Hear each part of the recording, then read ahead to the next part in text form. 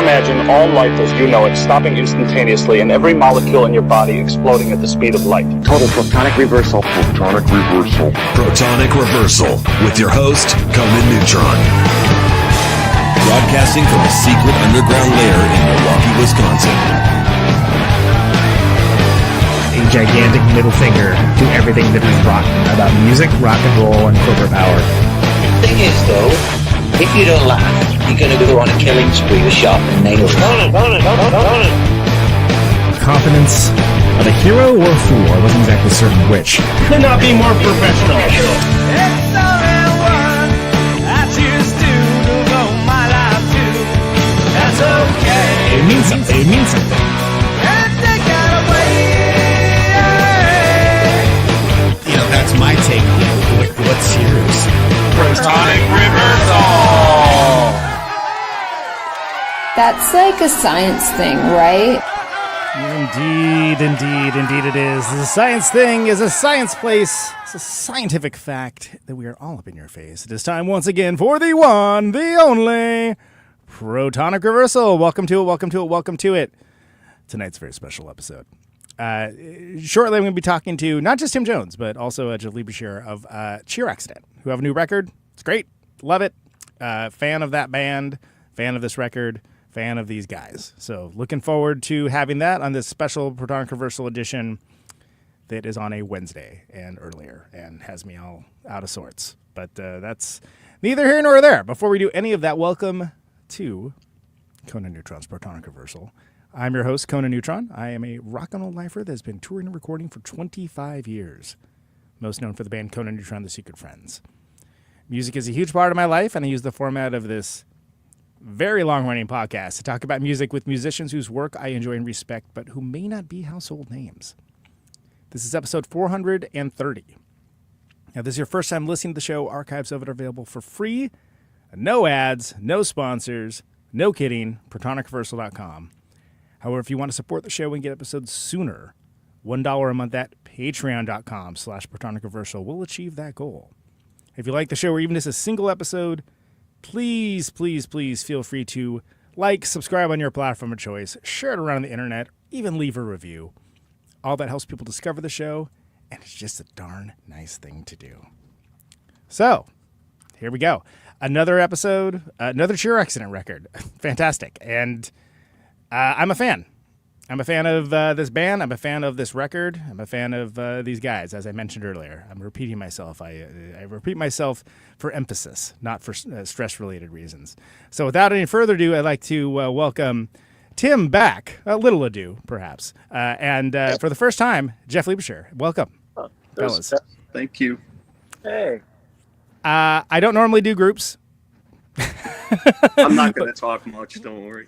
But that's what Mark said. Is like, well, Jeff doesn't talk that much. Maybe should have Tim on with them. And it's like, okay, fine, whatever. Not fine, whatever. Sorry, that's a very rude thing to say, but I'm a very rude person, so follow your bliss is what I say.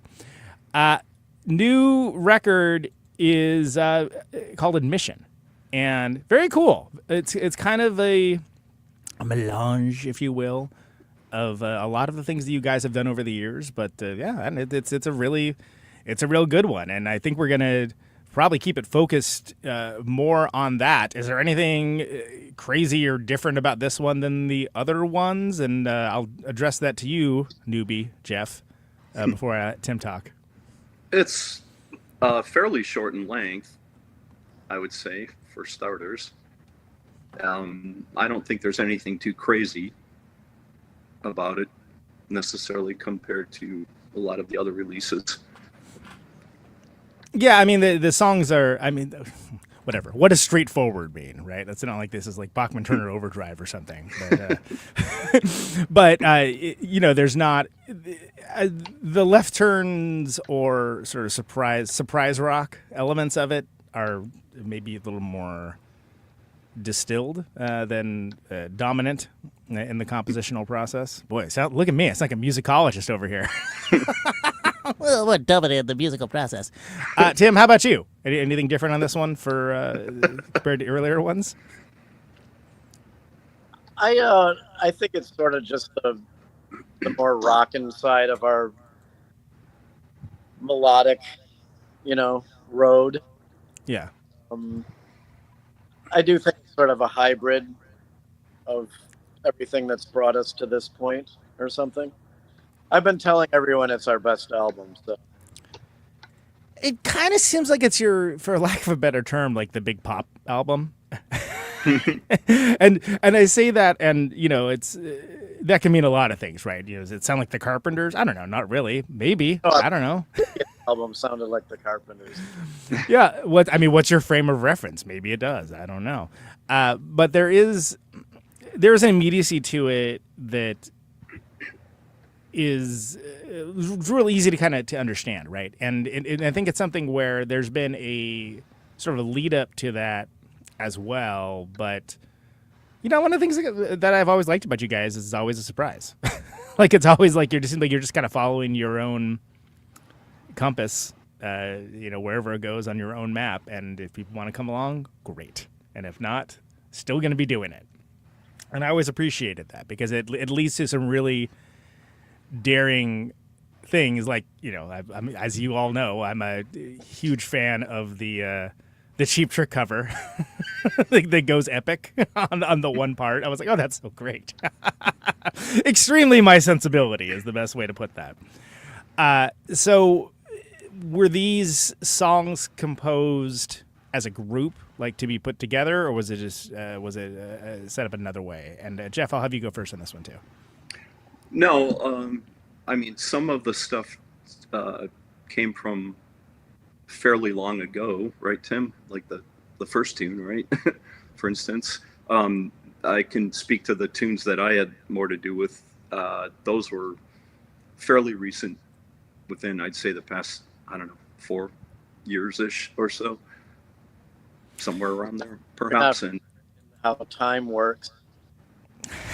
It's all connected anyway, right? It's all happening in present tense. So, didn't you start a lot of that stuff pre-pandemic? Pre-pandemic? Yeah, I guess that was longer than 5 years ago, wasn't it? Or close. That seems like 50 years ago and 5 weeks ago at the same time, right? Yeah. No, that's true. Feels like 2 or 3 years ago, but like most of this stuff started recording I want to say 7 years ago. Yeah, it's probably closer to that. Like Cold Comfort, I know that riff, for instance, that thing's the seeds of that I started probably that long ago or a bit longer ago-ish. So, but it was, just stuff that I built up as far as my own. And I tend to hand my stuff over to Tim. He's, in addition to everything else that he does really well, is he's really good at editing my stuff. Arranging stuff. Yeah. Yeah, I tend to be the guy that's like, why can't you have 29 guitar tracks instead of 27? Yeah, why not? No one's stopping you. Well, I need someone to stop me. That's the problem. Right, exactly. Yeah. We call it scope creep, actually. Yeah, okay. I'll keep that one in mind. Yeah.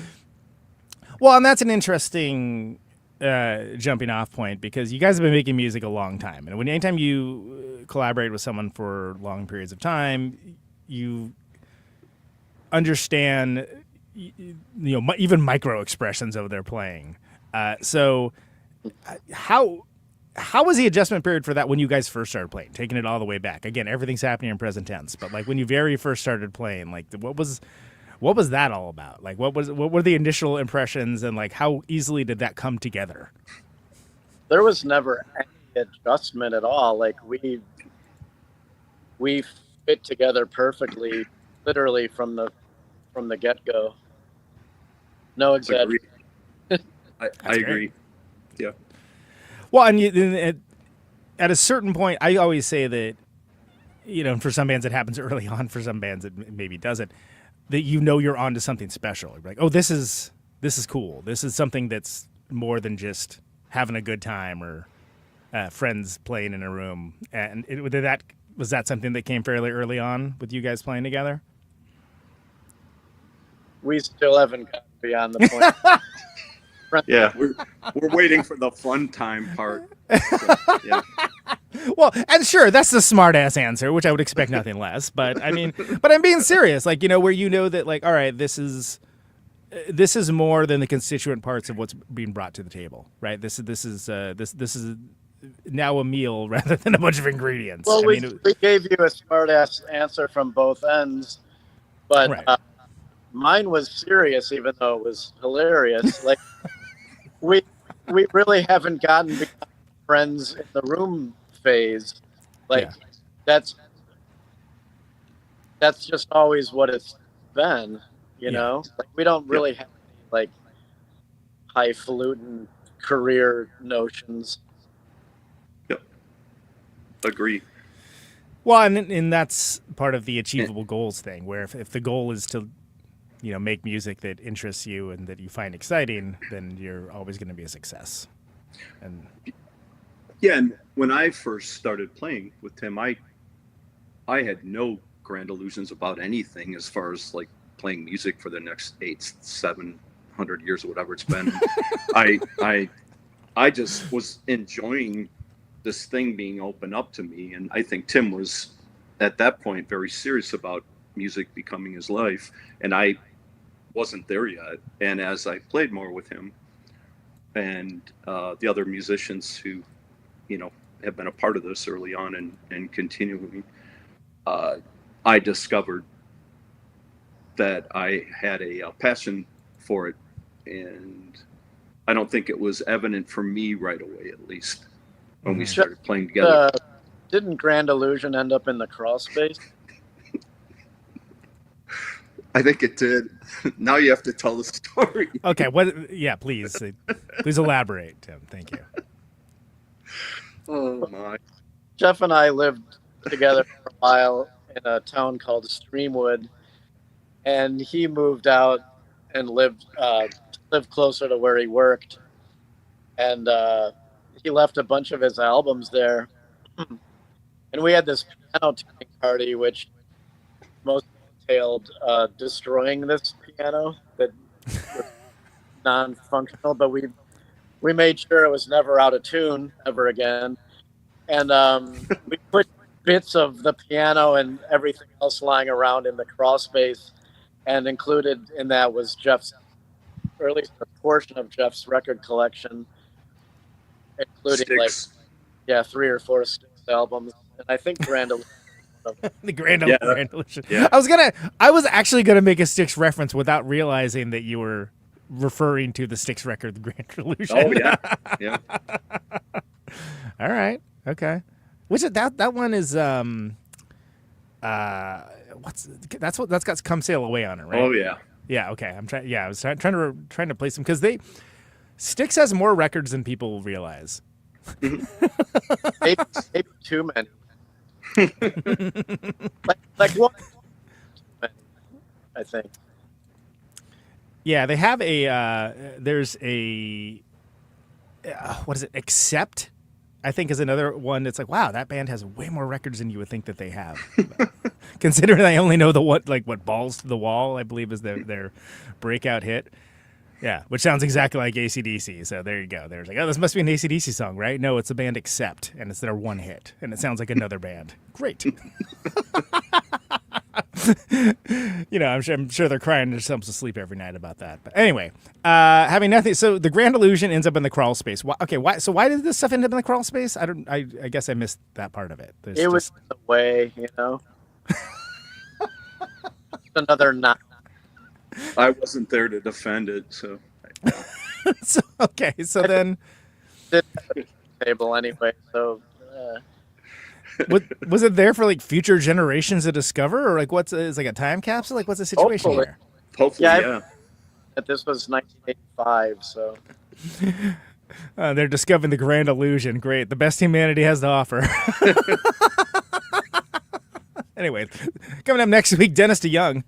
Oh no. Not really. I would love that, but no, not really. Okay, so why are we talking about this? I don't remember. So, are you from the Midwest originally?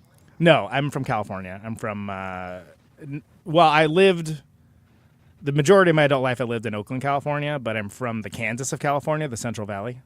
So, okay. And I've lived here since 2017. So, gotcha.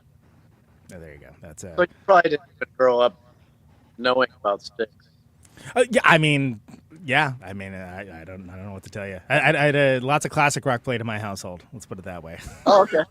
Which explains how I am the way I am. I guess I don't know, but or maybe at least explains it a little bit. But anyway, so let's talk about Admission. And I want to do the thing where, because you guys you're very thoughtful with your songs, with your compositional process, with all the aspects of it. I want to go through the songs one by one, if you're into it, and you can kind of just give me a little bit of a, any tidbit that you feel notable, whether it be something in the recording process, whether it be something with the song title, or whatever it happens to be. And we'll just go back and forth, and you guys can take turns on it and give a little insight into what's happening. Your call as to whatever that might be, and because you already done that a little bit. So let's go through that. Let's start with My Love, and Jeff, I'll have you start that off. Can we do the other way, since that's one of his, and I'll take mine? Okay, that's fine. Yeah, Tim, go ahead. Yeah, Jeff doesn't want to have to answer to my little right. Your sensibilities. If there's one thing I've learned in those 800 years, right? Yeah. Do not do it. So Tim, tell me about that song. Well, back in the day, I used to sit at the piano and write a lot. That doesn't seem to happen anymore. But the seeds of this song started all the way back in 2003. Oh wait, my ride's here. That'd be funnier. It'd be funnier if the echo cancellation wasn't on, because we can only hear it vaguely. But yeah, that sounds like a police car or an emergency vehicle. And yeah, the song was just lying around for many years. I'm a lot better at coming up with melodies than I am with coming up with words. So didn't apply the words to those melodies until more recently. And then I went back and forth many times as to whether it should be on an album, and then concluded, it should be the first song on an album. And there you go. Jump right in. Yeah, it's kind of a level set too, and that's always the allure and the danger of a first song on a record, right? It's like, well, how are you starting this up? And yeah, I think it's a good one to start off with. Set the table. It indicates more of what we have been, and like the rest of the songs are more like our present approach to pop music, Yeah, where you're going now versus where you've been. Sure, I get it. Jeff, what do you think about that song? Oh, I think it's a great song, and I actually like that it starts the record out. I like the juxtaposition between the first two songs, actually, a lot. Yeah, and that's there's some cool stuff happening there. You got there's some good Rasta, some saxophone action, right, on there. That's It's impossible to have a bad time when you got a saxophone going. That's it's the law. Lee Ving may disagree, but he's wrong. I think saxophones have ruined a lot of songs, but trumpets haven't. Interesting. I feel like this theory. I probably don't even believe it. It's a bold brass instrument theory. Yes, actually, bold brass instrument theory is not a terrible song title either. But anyway, that's neither here nor there. All right, Jeff, let's start you off with the next one, which is Cold Comfort. Tell me about that one. Like most of the things that come out of me, I sort of started that with just that sort of main riff that you hear decaying through most of the song. And I just built things up around that. And a lot of times when I'm writing something by myself like that, I think in images a lot, and I had this image of this woman on a sort of windswept beach with this sort of long white dress, and the narrator, so to speak, was trying to communicate, reach out, speak, and nothing was getting through, and she kept getting farther away, and he kept following her, and that's sort of what I had in my head when I was building up that whole first half of that song. And then, as I referred to it at one point, the Neil Diamond hootenanny part, the second half or whatever, or more likely the Neil Diamond's less fortunate nephew's hootenanny part, that I had that laying around, and it was the same BPM, and I had no idea those would sort of work together. But once I did that, I thought it was pretty magical. And then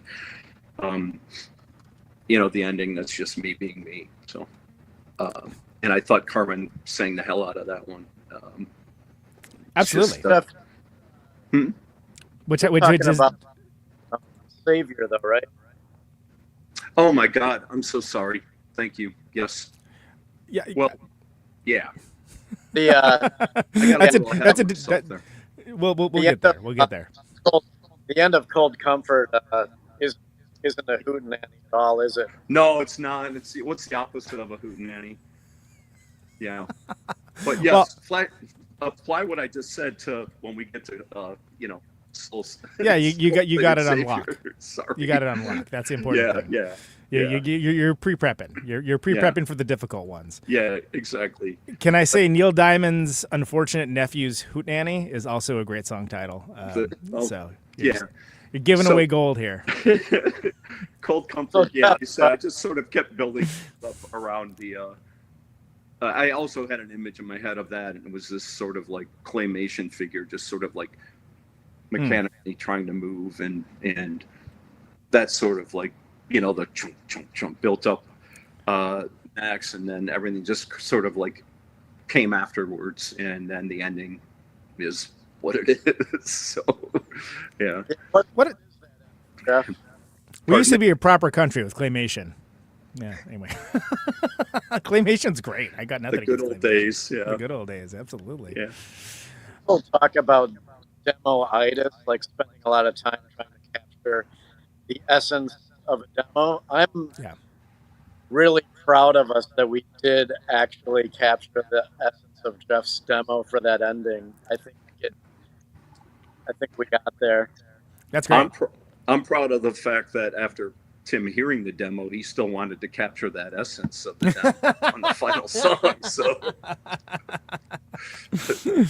it's either genius or a lapse in judgment, and it's up to the listener to decide, right? There you go. No, I think it works really well. So that's cool. That's a good one. Tim, anything to add on that one? What's that? Anything to add for that song? Oh, I just wanted to say that ending is one of my favorite things that's been on any of our records. And it's pretty much all Jeff. Yeah, it's pretty great. There's a lot of... I'm still thinking about your trumpet versus saxophone line, because this one, it's trumpet in there, right? There's some trumpet in there. On that song, yes. Yeah. Yeah. I don't know, Little River Band. Right. Okay. Say no more, right? Sure. Yeah, absolutely. Okay, so what are we? So we're on a Weird Organ. That's right. Weird Organ's next. Tim, you want to kick us off on that one? Yeah. It's weird. It's going back to, like I said, that was a really strange period. I can't get into some of the details, just for protective reasons of another human being. But yeah, that just started out with like this sparse synth part, and I wanted to just keep it, barren. And I think that works with the mood of the song. Like it seems very solitary.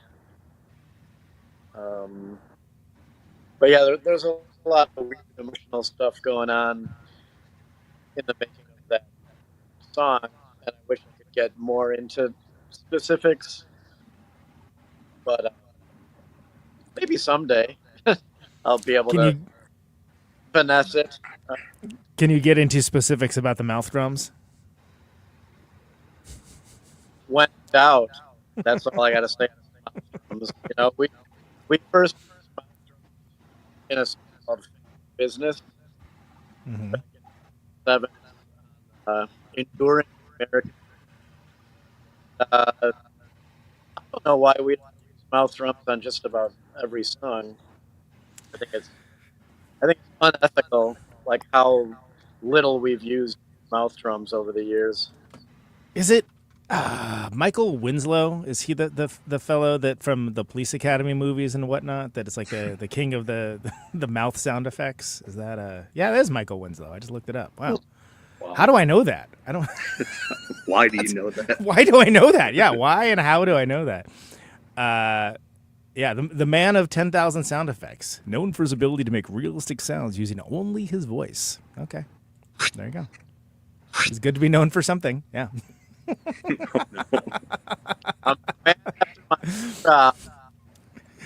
Is he going to be a guest musician coming up? If you're going to need mouth drums, you really need to get the master of the instrument, right? I thought I was the master, but oh well. It says in his Wikipedia that he's a master of it. we need to update the Wikipedia entry. The second best mouth drummer of. What am I doing with this? Anyway, Jeff, what do you think about this song? Mouth drums are notwithstanding. Oh, okay. I was going to say always, but tell me about weird organ. Like first time I heard it, I was like, "Whoa, this doesn't sound anything like any of our other songs," and I love about it. And the vocals are haunting. Yeah, that's Angie, right? Yeah, Mm-hmm. Yeah, she's unreal. Right. Yeah, it's amazing. Quite a talent. Not like Michael Winslow talented, but very talented. who amongst us? ... Jeff, can you tell me about your impressions? I know it's a Tim song, but we're going back and forth, and I'm liking the back and forth. Redwood Creek. Oh, I think it's. I like how heavy sounding it is. Yeah, it is one for the heavier. Heavy and I like having purveyors. It where it sits in the sequence. I think is very effective personally. So, Michael Winslow or saxophone? No. Exactly. That's Sophie's choice, my friend. That's Isn't it that we have 2 sax players nowadays? Yeah, that's 2 more than most people, I would say. It's taking some risks. So, did it start off as being like if one of them gets hit by a meteor or something, we need to be prepared, or like how did that? Yeah, that is pretty much how that practical went. Concerns. Yes. Yeah. Absolutely, I understand. How did this one start up, Tim? Did it start off with the synthesizer, or was it like the drums first, or?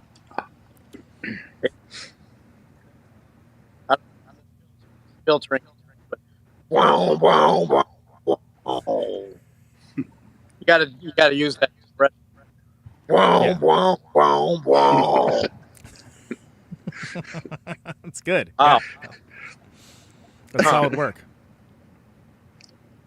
It started out on a regular bass, playing with this guy, Danny, I forget his last name, and I guess he had done that some kind of jam and had it on the brain when he came over one day, and I started doing the Prodigy, the Moog Prodigy, and Nice. A lot of people have compared that song to Dead Rider. Why? Oh, okay. Yeah. I did a lot of that kind of thing, Dead Rider, and they had a lot of that low keyboard stuff even before my time in that band, Yeah, where it But kind of pulses almost a little bit. Like, yeah, I can hear it. I was actually just listening to that Chills on Glass record the other day, and so it's very fresh in mind. So yeah, I mean, if you got, if you're gonna wop wop, go wop wop. Don't half wop it. No half wops. Yeah, and another great Angie vocal part here as well. Solid stuff. Anything else on that one before we move on? I just really love how quickly that came together. Like, we had that riff, and then I overdubbed the drums, and I came up with the melody line, sent it to Angie. I used her words, and I make those melodies, and she just hopped on over and hit it out of the park. Nice. That's awesome. Let's go to it's Palos Hills, right? That's Palos. That's how you say that. They Tim, you want to say Palos? Palos. This has mostly Palos. Here's the takeaway for me. It has my friend Billie Jean Howard on violin, which I love. She's awesome. She's friends with her from the Paver days, and I think she's a great talent. So pleased to see her on there. Were you in Paver? Was that what now? Sorry? Were you in Paver? No. We played with them, and I like that band, and I thought she was a great player. So I'm always a big fan of whatever she does. Cool. Yeah. Great player, great human. Yeah.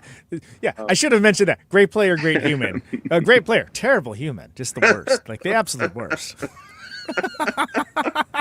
Oh, this is god awful. She's fantastic, to be explicitly clear. So Tim, tell me about this one. Tim, start off this one. Tell me about this one. How did this one come to pass?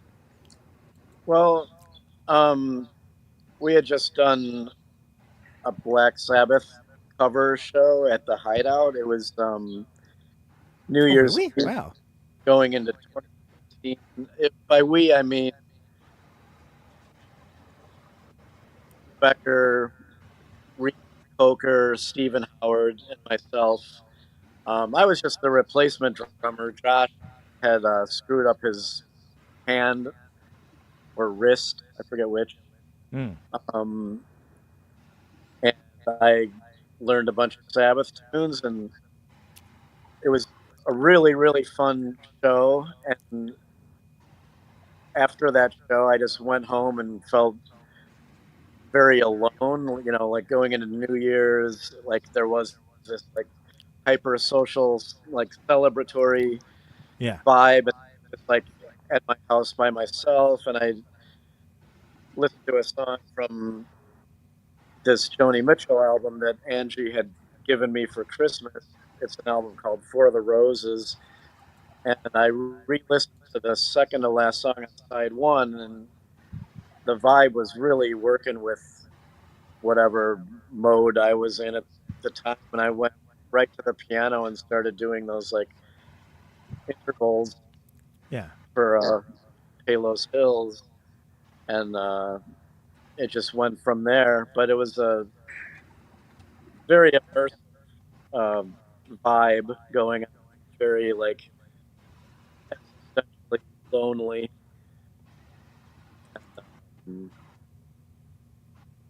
Ended up coming up with melody that my reader ended up putting words to. Really appreciate the lyrics he came up with for that. That's a Chicago suburb, right? Palos Hills. Yep. Was there any specific reason with it being called that? Was there any like affectation for? He had, he can tell you about that. He has a whole story behind that I'm barely even privy to. Okay. Fair enough. There's a lot of things going on with that song. Understood. Section of a lot of humanity happening there. Jeff, you got anything to add for Palos Hills? I love the song. I think it's very emotional, and I think what Tim just described really comes across in that song. Nice. Like I can picture perfectly what he just described when I listen to that song. Even prior to him having described that, like that's right. Kind of, yeah. And you got a violin, viola, a melodica, I think, if I remember correctly, right? I'm a big melodica fan. A melodica booster, some might say. Noted melodica booster, Conan Neutron. Nice. People say this all about me all the time. He said, "Oh yeah, he's such a melodica booster." So there you go. Thank you, melodica, everybody.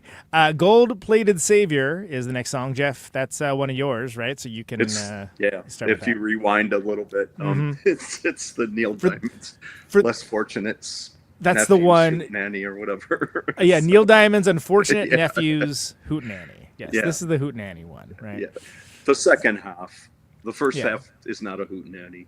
That's where I had the image of the woman on the beach, and that also started with just a riff, though. It was just that, and I just added an octave to that and built up around it. And I like I had said at one point, it's one of my favorite drum things Tim's ever done. I just love how it's That's just saying a lot. Yeah. Well, it's a little different than some of the other stuff, and it's just like, man, it's so emotional, that part, his drum part, and it's just moving things along, but it's like just playing in between the cracks of this other stuff going on. And then, as I mentioned earlier, I think she sang the hell out of that song too. Yeah, absolutely. And, now it's relevant, right? Yes. So. Now it's relevant. Sorry, my allergies are. I'm like, my head is just. No. You're allergic to talking about the right song. I understand. Well, I'm allergic to talking. You're doing great, man. You're doing great, buddy. You're gonna get through this. I know. I appreciate it. I believe you. So is this one that you demoed out then ahead of time? Yeah, absolutely. And I'm trying to think what else I could say about this one. We recorded most of this at Todd's. Mm-hmm. Tim, I don't remember what else did we do much at your place? Did you do much? I don't remember. We recorded Carmen's vocals That's at right. my place. That's right. You did on her vocals. Is that it? Oh, yeah. That might be the only element recorded here on that. Yeah. Nice. Yeah. Yeah, that sounds right.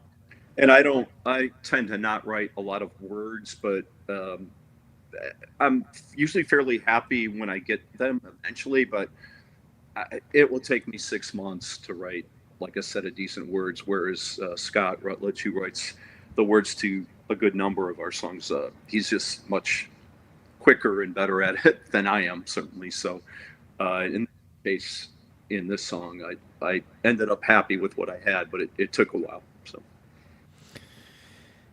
how your demo process, Jeff, like, is it something where you start off just being kind of sparse, or are you thinking about arrangement ideas early on?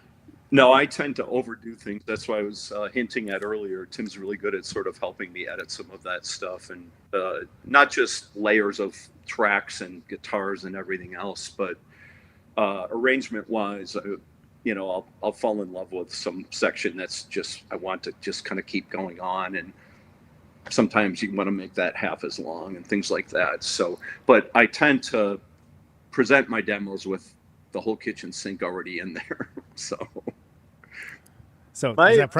that process is that an easy process there, Tim, or is that something where you got to kind of weed through the spaghetti? Like, give us the scoop on this.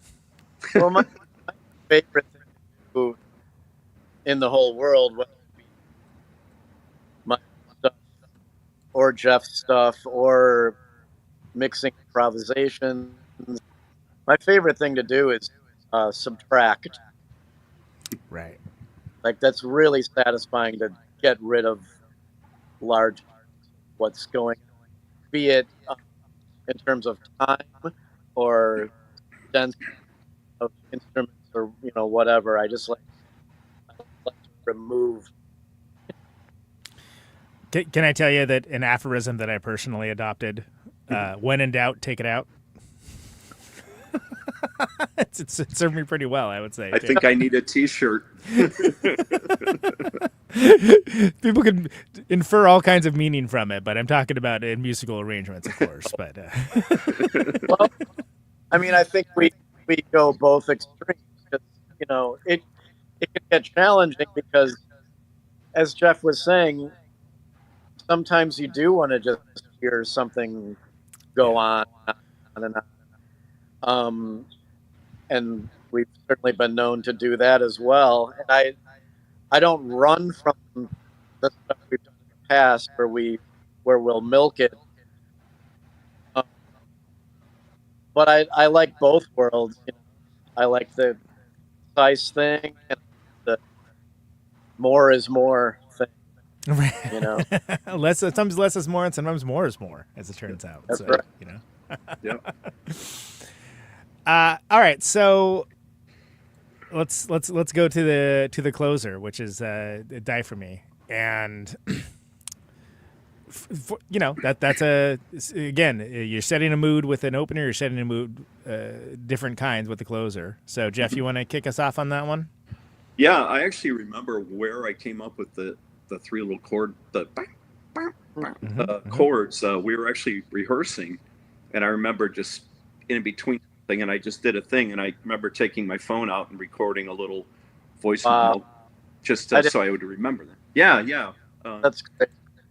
Yeah, and so I took it home, put that into my Logic, and at first I just sort of thought it sort of screamed for some sort of melancholy sounding vocal approach. I had no idea what else, and I just started building things up around it. But then I thought the beginning, essentially that chord pattern, kind of got closer to this sort of like a 70s soul sort of sounding thing. And when it came time to record it, I ended up playing the bass part with my fingers, and I thought that kind of pushed it more into that territory a little bit. But the choruses, I thought I was just hearing more of a Beach Boys kind of thing.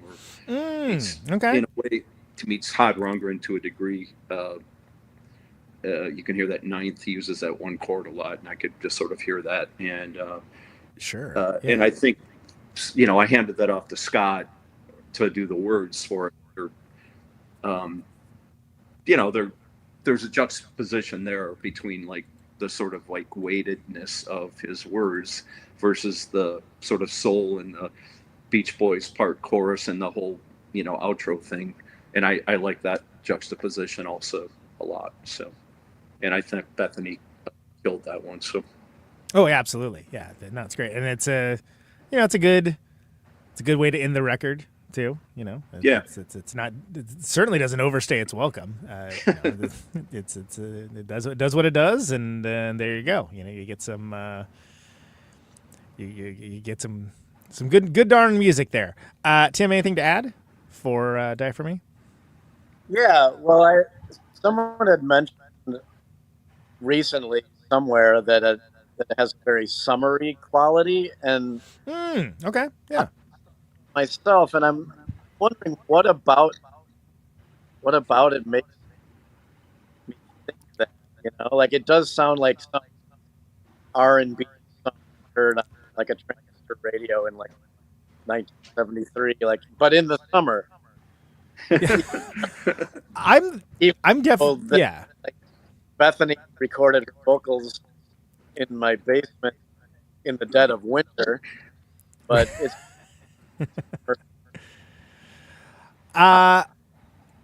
yeah, there's something about, I don't know, is it a major key thing? I don't know, because I'm the wrong person to ask, because I am very much not, and chalk this up to growing up in California, especially in the Bay Area where there's basically one season. I am not tied to the seasons at all. And like people very much are so here. Oh, that's a summer song. Oh, that's a winter song. I'm like, And I I might as well have a lab coat on, like observing like an alien culture when they say that. Because I'm like, okay, if you say so, right on. I'm the wrong person to ask for that's good. I can tell you it's good, which is more important than what season it's applied to. But for my personal metric, I don't know. If you're into seasonal orchestration, maybe you feel differently. But yeah. Anyway, any Was it always like, hey, that's going to be the closure of the record? Was there any doubts in that, or was it just like, that's a good way to end it? I tend to come up with the sequences of the album. Take these road trips to visit my family in Florida. Okay. Like that's when it all usually materializes. Like when Jeff wrote this, recorded this song, we didn't know. We're pretty much about everything. Yeah. Okay. I mean, that's fine.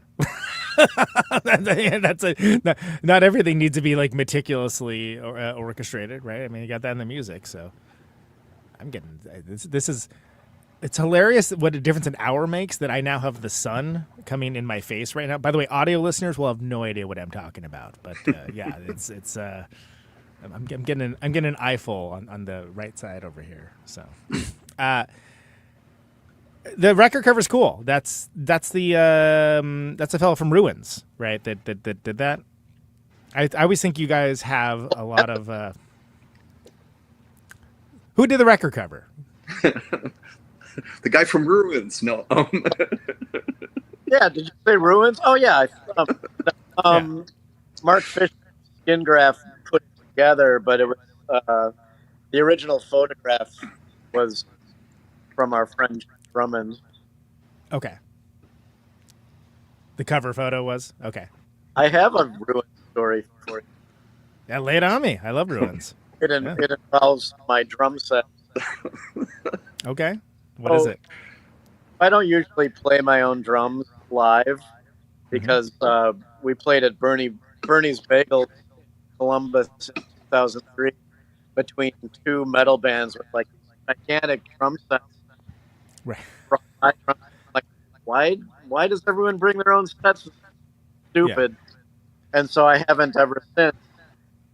But before I came to that conclusion, we played a show with Ruins, Rockers, and Hack at Empty Bottle, and Yoshida, the drummer from Ruins, needed to use my drum set, and he literally like duct taped the toms together so they wouldn't fall off.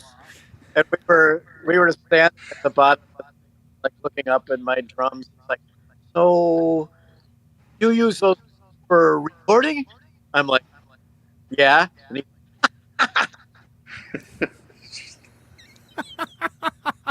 awesome. Wow. Okay. So there you go. That's you don't have to just exclusively get tales like this in Modern Drummer. You can get them on this show on Protonic Reversal. So that's addendum. Yeah. When he said, "This bass drum is not remotely round." Wait, I'm sorry. You cut out there for a second, Tim. What was it? It was not remotely what now? Said this bass drum is not remotely round. It's not remotely rock? Is that what he said? Round, I believe. Okay, yeah. round. Okay. Important we get it for the record. Enter into the court record. Yeah, round. Got it. Round mound. Okay, got it. Cool. That is a good Ruin story. So yeah, apologies, Jim Drummond, the cover photo. Yeah, cool record. You guys are going on tour. You got like a whole bunch of shows you're going to be doing. Yep. There's a ton of them. You're going to be various places and cities where you apparently don't play your drums, Tim. You've got Muskegon, Columbus, Pittsburgh, State College, Catskill, Baltimore, Philly, D.C., Durham, Columbia, Athens, Knoxville, Cincinnati, Louisville, Indy, and of course, good old Chicago at Martyrs. An early show, apparently. That's a lot. Jeff, that's a lot. All those? I didn't have to, but I chose to. It's a lot of driving. It is a lot of driving.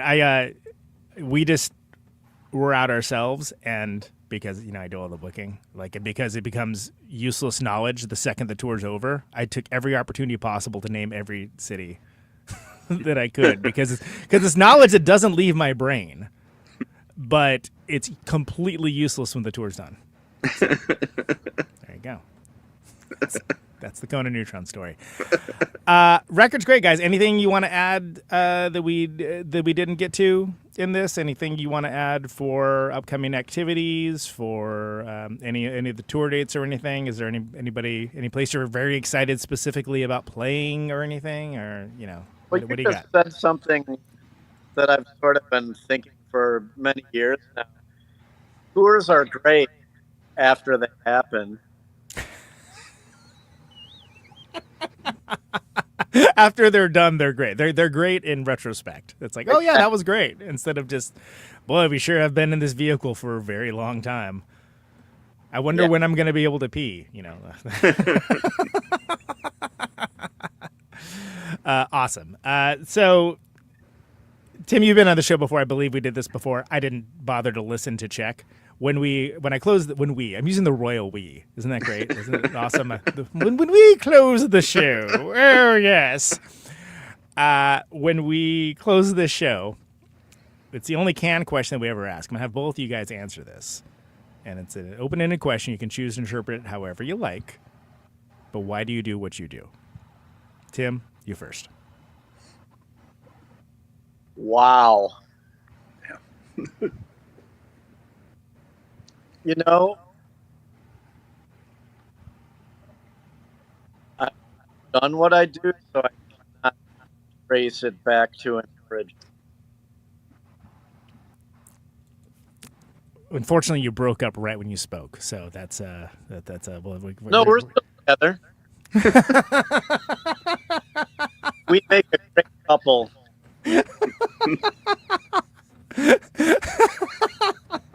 Do you want to try to give your answer again so the audio doesn't break up? I'll be more specific that time. How about that? Okay.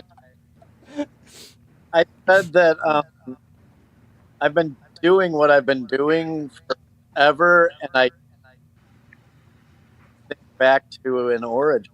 I don't know why I do what I do. There you go. That is Tim. Jeff, your turn. Why do you do what you do?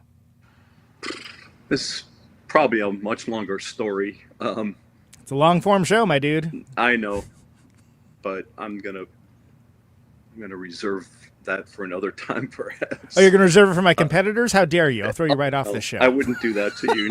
No. I'm gonna scare him off doing podcasts.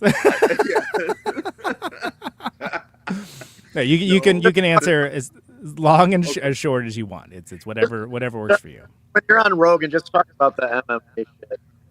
Talk about well, I was kind of a late bloomer to realizing how much music meant to me, and I sort of hinted at that earlier. But once I realized that, it became like the main thing in my life that gave me a sense of purpose, for lack of a better description, and not just like a purpose, but like a purpose. And it's something in my life that brings me joy. I get a lot of joy out of working really hard at things, especially if it's something I enjoy. I can work really hard at things I don't enjoy. I've been doing that my whole life, but when it's something that means something to me and it gives me an outlet for all my, can I say a swear word on things? You can, yes. All my shit. It takes on more meaning. Uh-oh. Now I'm off. No. And it just takes on more significance, I guess. And it's served that purpose. And I think as the years have gone on, I've worked even harder and harder at it. It's become more of a thing for me. And I can't imagine not doing it. So fantastic. Well, I'm glad you guys do. And I have seen you a few times. And I hope to see you a few times more, and no more. No kidding, of course. Thanks so much, fellas. Deeply appreciate you. Very much. Thank you for the time. I appreciate it. Thanks. And have safe travels on the road. And Okay. yeah, hopefully see you soon. Right. Absolutely. Bye-bye. Take care. There they go, Jeff and Tim of the mighty Cheer Accident. Great record. I'm a fan of this band and all they do. This is, I think, one of their best ones, though. Is it the best one? Well, that's not necessarily for me to say. That's for the world to say. Why don't we throw on? Let's see. Why don't we throw on? I feel like we talked about it enough. Let's do Gold-Plated Savior. This is we talked about it technically twice. So here you go, Gold-Plated Savior. Into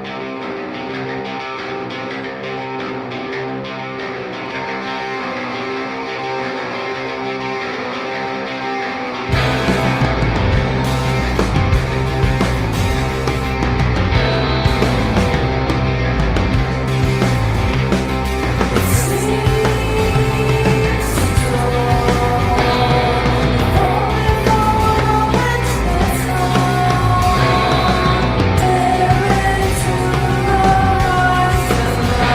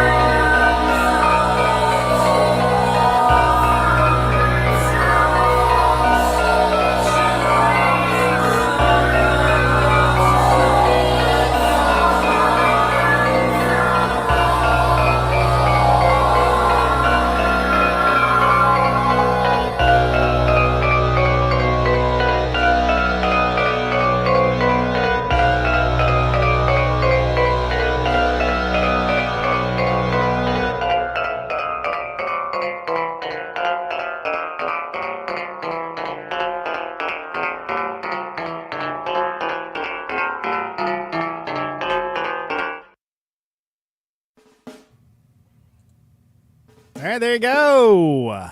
There, in fact, you go. Gold-plated savior off of Admission by Cheer Accident. New record by them. It's great.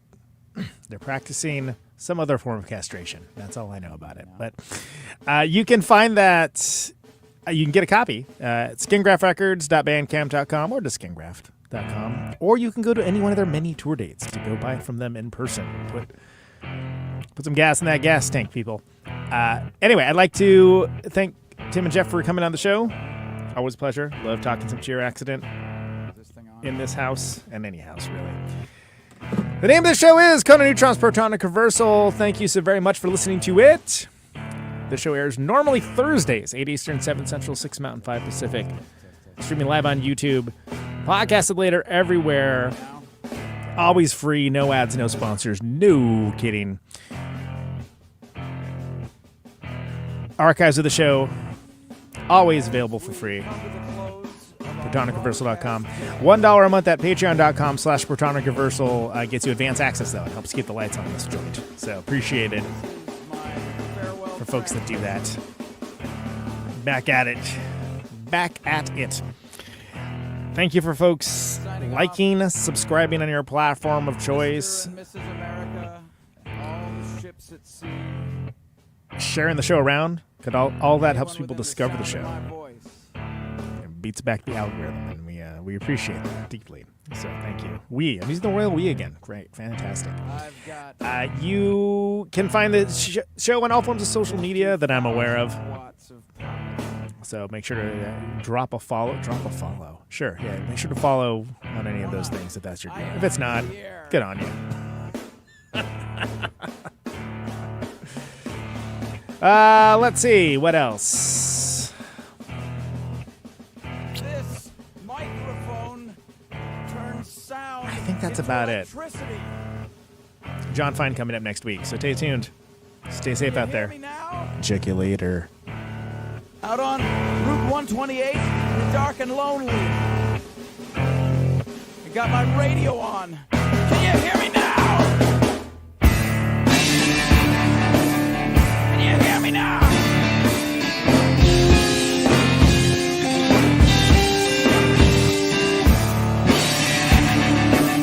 Can you hear me now?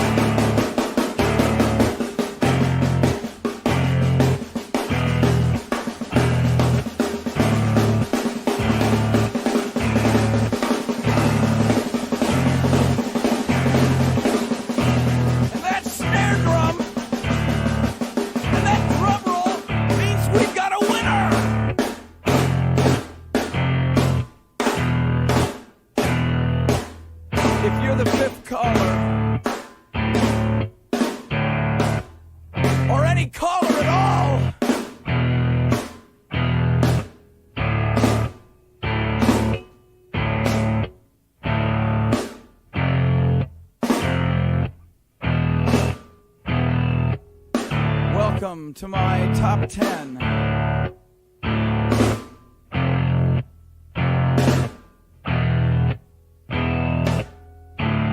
I'd like to thank our sponsor.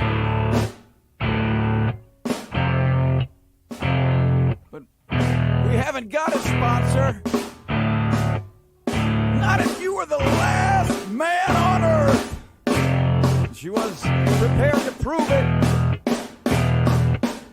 This one goes out to a special girl.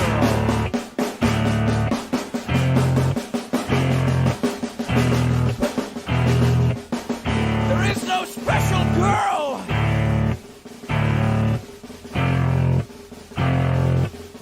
It's the end of radio.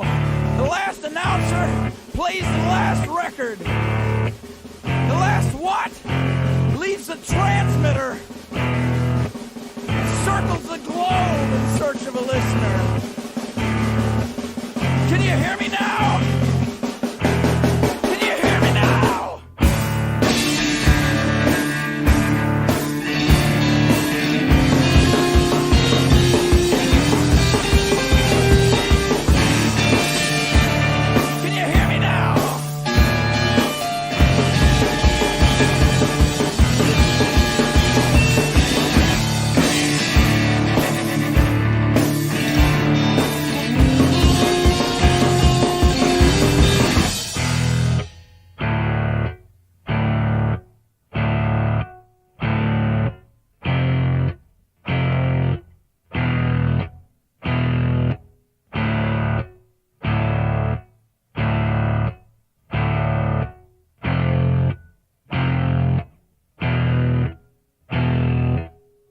it really broadcasting if there's no one there to receive? It's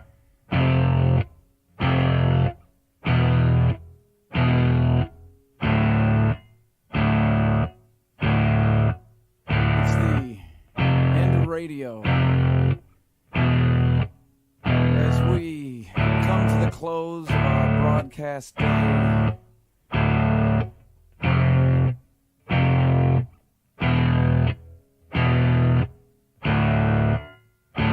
got my radio on.